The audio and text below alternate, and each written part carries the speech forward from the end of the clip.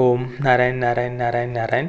दोस्तों, सर्वप्रथम आप सभी को, आपके प्रियजनों को हिंदू नववर्ष की ढेर सारी शुभकामनाएं। आज चैत्र शुक्ल प्रतिपदा है, वर्ष का प्रथम दिवस, और हिंदू नववर्ष के इस प्रथम दिवस को देश के अलग अलग राज्यों में, अलग अलग प्रांतों में अलग अलग नामों से मनाया जाता है, जैसे कि गुड़ी पाड़वा, उगड़ी, बैसाखी, विशु, पुतांडु, जुरासिताई, चेटीचंड, बोहाग बिहू, नवरेह, पोइला बोईशाख, चैरोबा आदि आदि। और आज से ही चैत्र नवरात्रि की भी शुरुआत होती है। 13 अप्रैल से आज से शुरुआत होगी और 21 अप्रैल तक माँ दुर्गा के 9 अलग अलग स्वरूपों की हर दिन पूजा होगी। तो देखिए, भले ही नाम अलग अलग हो, पर हम सबकी संस्कृति, हम सबके त्यौहार एक ही है। आज मैं आपको देखिए, वर्ष का प्रथम दिवस है, तो कुछ सकारात्मकता, कुछ पॉजिटिविटी की बातें करना, सकारात्मकता की बातें करना आवश्यक है। तो एक कहानी मैं आज आपको बताने वाला हूँ, पर उसकी तरफ हम आगे बढ़े उससे पहले थोड़ा सा हम आज के त्यौहार के बारे में बात करते हैं। देखिए, आपने इस बात को अनुभव किया है या नहीं किया पता नहीं, पर मैंने ये अनुभव किया है कि जब भी हमारे भारतीय सनातन वैदिक संस्कृति से जुड़ा हुआ कोई भी त्यौहार आता है, तो उस दिन देखिए, उस त्यौहार के दिन सुबह से ही, जब से हम उठते हैं उस दिन, उस समय से ही हमारे मन में, चित्त में, वातावरण में एक अलग ही प्रसन्नता का हम अनुभव करते हैं। एक अलग अलग ही सकारात्मकता, पॉजिटिविटी, एक आनंद, प्रसन्नता अंदर हम फील करते हैं। आप भी ध्यान दीजिए, चाहे वो उत्तरायण हो, होली हो, दिवाली हो, शिवरात्रि हो, गुड़ी पाड़वा हो, रक्षाबंधन हो, कोई भी त्यौहार क्यों ना हो, उस दिन सुबह से ही एक अलग ही वातावरण में, मन में, चित्त में प्रसन्नता, आनंद का अनुभव आप करते होंगे। मैंने तो कम से कम किया है।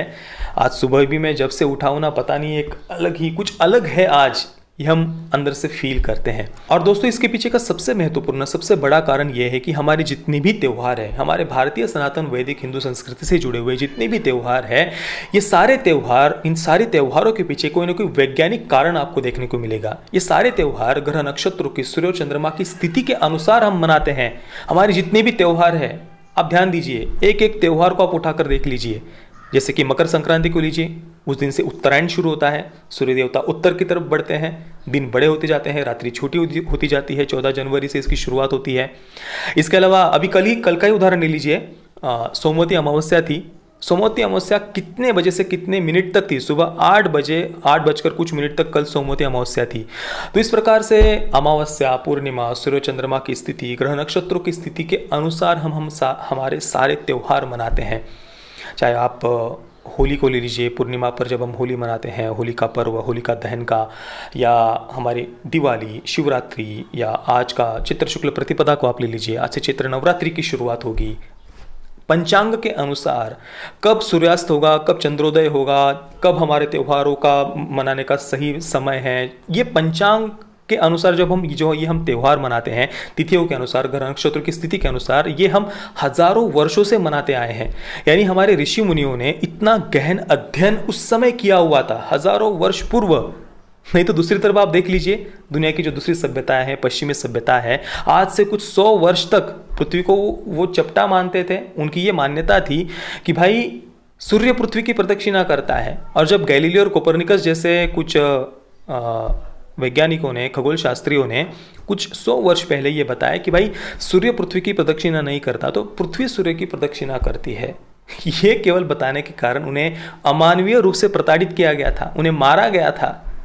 तो ये हालात पश्चिमी सभ्यता के कुछ 100 वर्ष पहले थे, पर हजारों वर्ष पूर्व से हम हमारे सारे त्यौहार ग्रह नक्षत्रों की, सूर्य चंद्रमा की स्थिति के अनुसार, तिथि के अनुसार, पंचांग के अनुसार हम मनाते आए हैं। इतना गहन अध्ययन, सूर्योदय कब होगा, चंद्रास्त कब होगा, अमावस्या कब शुरू होगी, पूर्णिमा कब शुरू होगी, कौन सा त्यौहार कब मनाना है, क्यों मनाना है, उसके पीछे हमारे स्वास्थ्य पर, पर्यावरण पर उसके क्या असर होंगे, उनकी हर एक परंपरा को आप ले लीजिए, किसी भी त्यौहार की। जैसे कि अब उत्तरायण का ही हम उदाहरण ले रहे थे, उसको ही ले लीजिए। उस दिन हम तिलगुड़ बांटते हैं, घर घर जाकर हम बच्चे घर जाते हैं, तिलगुड़ देते हैं और कहते हैं कि भाई तिलगुड़ गया, गुड़ गुड़ बोला, महाराष्ट्र में हम ऐसा कहते हैं।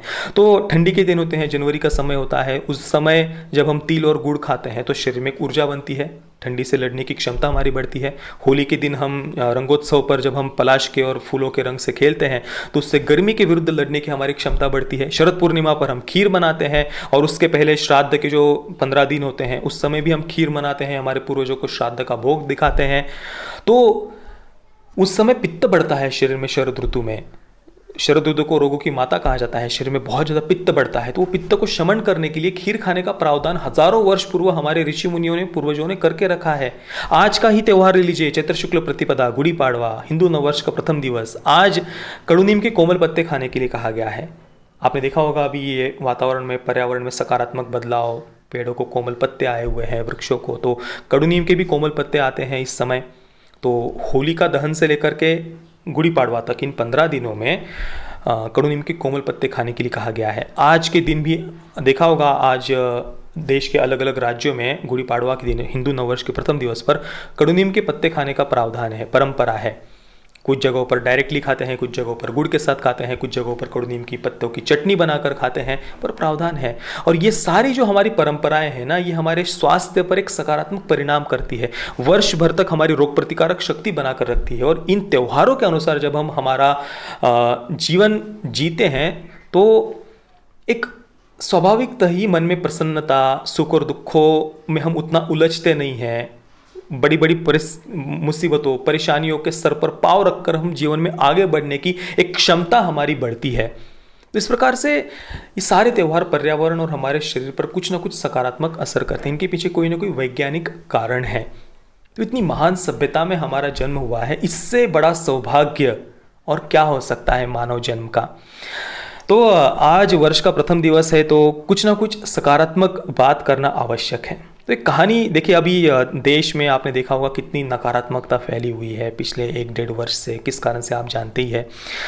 तो ऐसे समय में कुछ सकारात्मक बातें करना आवश्यक है। और इसी से जुड़ा हुआ अभी जो कुछ माहौल बना हुआ है, उससे जुड़ी हुई एक कहानी कई वर्ष पहले मैंने मेरे गुरुदेव के सत्संग में सुनी थी, जो आज सभी को सुनना बहुत ज़्यादा आवश्यक है। मेरे गुरुदेव कई बार ये कहानी सत्संग में बताते थे कि एक व्यक्ति था, गाँव में रहता था, कभी संतों के सत्संग में गया नहीं था। अब जो व्यक्ति संतों के सत्संग में नहीं जाएगा, उसका जीवन कैसा होगा आप कल्पना कर ही सकते हैं। छोटे छोटे बातों में, प्रॉब्लम्स में, मुसीबतों में बहुत ज़्यादा डर जाता था। शोक, चिंता, भय, डिप्रेशन, ये इन सब छोटी छोटी बातों में बहुत डर जाता था। एक उच्छृंखल जीवन था, जीवन में कोई संयम नहीं था। और ऐसा वो व्यक्ति एक दिन सुबह सुबह उठता है शौच जाने के लिए। अंधेरा था उस समय तक, और घर के बाहर देखिए खूंटी पर एक वो डब्बा टंगा हुआ रखता था। जो गांव में रहते होंगे आपको पता, उन्हें पता होगा। कुछ वर्ष, अभी तो सब जगह पर शौचालय वगैरह बन रहे हैं, पर पहले जब खेत में जाते थे तो घर के बाहर खूंटी पर वो डब्बा टंगा हुआ रहता था, इसमें पानी रखते थे भर के। सुबह उठकर वो डब्बा लेकर शौच के लिए जाते थे। तो ये हमारा जो इस व्यक्ति की मैं कहानी बता रहा हूँ, वो भाई सुबह उठा और अपना वो डब्बा बाहर टंगाया हुआ था खूंटी पर, उठा लिया और चल दिया। अंधेरा था, कुछ देखा नहीं डब्बे में क्या है क्या नहीं। अब वो जो डब्बा था, घर के लोगों ने उसमें गेरू का पानी बना कर रखा था। गेरू लाल कलर का होता है और उसका पानी घोल बनाते हैं तो लाल लाल कलर का एक रंग बनता है। कहीं पर रंग देने के लिए कुछ औषधि प्रयोग भी उसके होते हैं। तो घर पर कुछ लोगों ने वो गेरू का पानी उस डब्बे में बनाकर रखा था कि भाई चलो सुबह इसको काम में लेंगे। अब उसको तो पता नहीं था इस डब्बे में क्या है। वो गया अंधेरे में ही, वो डब्बा लेकर और डब्बा लेकर शौच किया, धोया, और उस समय तक थोड़ा सा उजाला होने लग गया था। 5:30 पौने 6 बजे का समय था। और वो देखता है नीचे सब लाल लाल लाल लाल पानी। भाई के तो हालात खराब हो गए, पूरे हाथ पांव ठंडे पड़ गए, हाथ पांव कांपने लग गए। वो देखता है ये क्या, शौच में से इतना सारा खून निकला। उसे लगा कि भाई खून ही निकल रहा है। भाई के हाथ पांव कांपने लग गए, उठते नहीं बन रहा था, हाथ पांव ठंडे पड़ गए उसके। जैसे तैसे लड़खड़ाते हुए उठ गया वो, और एकदम से चक्कर आने लग गए, सर चक्कराने लग गया। कुछ सूझे ना कि इतना सारा खून निकला मेरा। लड़खड़ाते हुए जैसे तैसे करके घर पर पहुंचता है और भाई ने खाट पकड़ ली, सो गया खाट पर। भाई अब मेरा कुछ ठीक नहीं, अब मैं तो जा रहा हूँ। अब सबको बता दिया कि भाई सबको बुला लो, बच्चों को वगैरह जो भी गांव में है सबको बुला लो, मैं तो अब जा रहा हूँ, मैं अब नहीं बच सकता। इतना सारा खून, थोड़ा बहुत खून निकले शौच में तो ठीक भी था, इतना सारा खून निकला, डर गया पूरी तरीके से, हालात ख़राब हो गए। धीरे धीरे बुखार भी आने लग गया, इतना टेंशन उसने ले लिया। सब लोग घर में परेशान हो गए कि भाई रात को तो हंस खेल रहा था हमारे साथ में, ये अचानक से इसको क्या हो गया। पूरा हाथ पांव कांप रहे हैं बेचारे के, ठीक से बोल भी नहीं पा रहा, लड़खड़ाते हुए आवाज़ में बोल रहा है। हो क्या गया इसको आखिर। तो बच्चों ने, घर के थे वो, बड़ा पूछ पूछ कर बड़ा पूछा कि भाई क्या हुआ, बताओ तो सही कम से कम क्या हुआ। तो बोले मैं लोटा लेकर बाहर जो टंगा हुआ तो वो गया और सब खून निकल गया। तब जिसने वो लोटे में वो गेरू का रंग बना कर रखा था उसको पता चल गया कि भाई ये तो, उसने फिर बताया कि भाई वो गेरू का रंग था, आपको कुछ गलत फहमी हुई, कोई खून वगैरह नहीं निकला है। और ये सुनते ही वो धड़ाम से उठ गया, सारा लड़खड़ाना बात करने में वो जो अटक रहा था, ठीक से बात नहीं कर पा रहा था, सब छूट गया एकदम से, भाई पूरा तंदुरुस्त हो गया, ठीक हो गया, खड़ा हो गया। कुल मिलाकर कहानी का तात्पर्य यह है कि हमारे मन में बहुत शक्ति है। जब हम किसी छोटी सी बात का भी बहुत बड़ा बतंगड़ बना लेते हैं, मन में बिठा लेते हैं, किसी छोटी सी प्रॉब्लम को, समस्या को बहुत बड़ा हम बना लेते हैं ना, तो वो समस्या छोटी होते हुए भी अपने आप बड़ी बन जाती है। अब भले ही कुछ लोग फिर उसे डिप्रेशन का नाम दे, एंग्जाइटी का नाम दे, बड़े बड़े केमिकल्स का नाम दे कि भाई ये केमिकल शरीर में बन रहा है, वो केमिकल शरीर में बन रहा है, मुझे डिप्रेशन है, मुझे एंग्जाइटी है। भाई केमिकल तो शरीर, पूरा शरीर ही केमिकल से बना हुआ है। आप खुश होते हो तब भी शरीर में कोई ना कोई केमिकल बनता है। ये जो लोग डराते हैं ना बड़े बड़े केमिकल्स के नाम लेकर, ये डिप्रेशन, वो एंग्जाइटी, ये गोलियाँ, वो पिल्स, ये डिप्रेशन और एंग्जाइटी को नष्ट करने के लिए जो पिल्स वगैरह रहते हैं वो क्या करेंगी, कम से कम कर करके आपके सोचने समझने की क्षमता को शून्य कर देंगी, और वो आपको आगे जाकर आपकी ही बौद्धिक क्षमता को कम कर देंगी, आपको नुकसान ही होगा उनसे।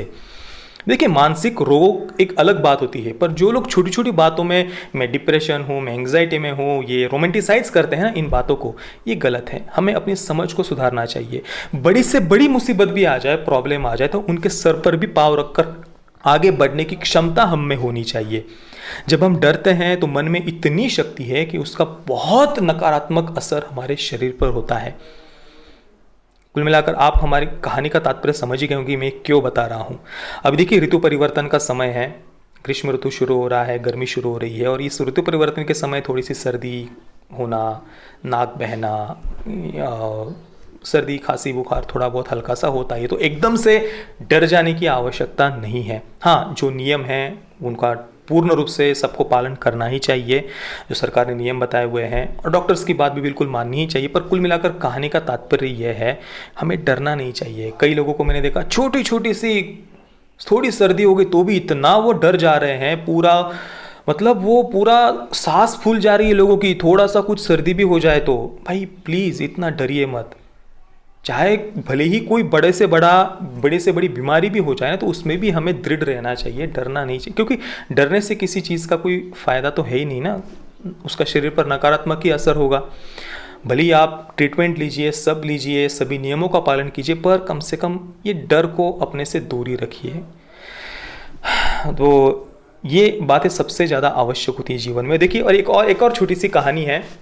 मेरे गुरुदेव बताते थे कि जब वे सुबह टहलने के लिए जाते थे तो कहीं पर कोई कुत्ते वगैरह होते हैं ना बैठे हुए खेत में वगैरह, तो वो एकदम से पीछे पीछे आने लगते थे, और अगर हम दौड़ते हैं तो वो कुत्ते और ज़्यादा तेज़ी से हमारे पीछे दौड़ते हैं। पर अगर हम वही खड़े होकर उनकी तरफ आंखों में आंखें डालकर देखते हैं, या थोड़ा सा नीचे झुककर कोई पत्थर उठा लेते हैं, तो वो कुत्ते आएंगे नहीं, कभी दूर भाग जाते हैं। तो उसी प्रकार से जीवन में भी जो प्रॉब्लम्स होती है, समस्याएं होती है, वो भी बिल्कुल ऐसी होती है। जितना बड़ा हम उनका हवा बना लेते हैं ना, तो वो और बड़ी बड़ी बड़ी बड़ी होती जाती है वो प्रॉब्लम्स, समस्याएं। पर हम थोड़ा सा रुक कर, शांत होकर सोचते हैं, हम अपने मन को दृढ़ करते हैं, तो वो समस्याएं अपने आप ही छोटी हो जाती है। कई सारे प्रॉब्लम्स, कई सारी समस्याएं बस हमारे मन में ही होती है। बस हम अपने विचारों के जाल में फंस जाते हैं। पर जब हम कोई मोटिवेशनल वीडियो देख लेते हैं, कहीं पर कोई संत के सत्संग की कोई छोटी सी बात हम सुन लेते हैं, कोई पॉजिटिव वाक्य हम कहीं पर पढ़ लेते हैं, तो अचानक से देखिए मन में पॉजिटिविटी आ जाती है, सकारात्मकता आ जाती है। जैसे कि हम कहीं पर पढ़ ले कि भाई ये भी बीत जाएगा। ये जो 3 शब्द है ना, ये भी बीत जाएगा, 4 ये जो शब्द है, ये देखिए कई बार मन को बहुत दिलासा देते हैं, शांति देते हैं कि भाई ये परिस्थिति भी बीत जाएगी, ये बातें भी बीत जाएंगी, निकल जाएंगी ये बातें भी।